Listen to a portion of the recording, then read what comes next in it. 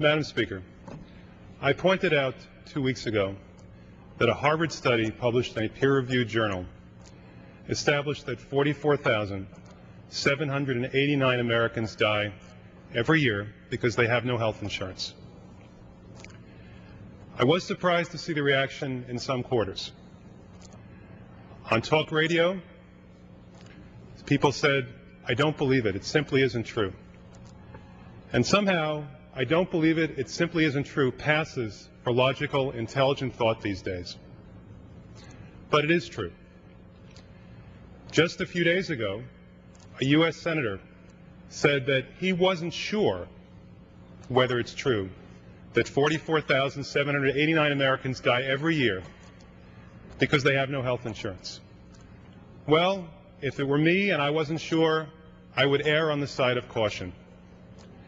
But be that as it may, since the health debate now turns upon whether we're willing to change things in order to make America a better place, to provide universal, affordable, and comprehensive health care, and to stop this terrible national tragedy where 122 Americans die every single day because they have no health insurance, I make the following modest proposal. It's this. I think it dishonors all those Americans who have lost their lives because they had no health coverage by ignoring them, by not paying attention to them, and by doing nothing to change the situation that led them to lose their lives. So I make this simple proposal. I propose that we identify them. I propose that we honor their memory by naming them. They themselves can no longer speak, but their families, the ones who love them, they can speak. And so I've established a website called namesofthedead.com. Namesofthedead.com.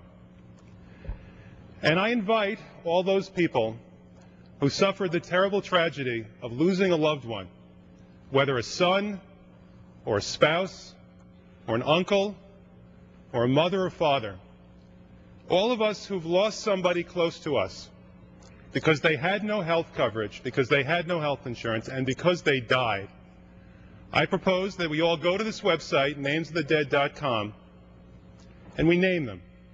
We honor them, we cherish their memory, and we show our respect for their memory by simply naming them. I also make the following modest proposal, that we all look forward to a day not too far in the distant future when we honor them further in this way. We honor them further by making sure that no more names are added to this list, that we close it out for all time, so that in the future it will be an historical artifact and no one will ever die in America because they can't see a doctor. I yield the rest of my time. Gentleman yields back.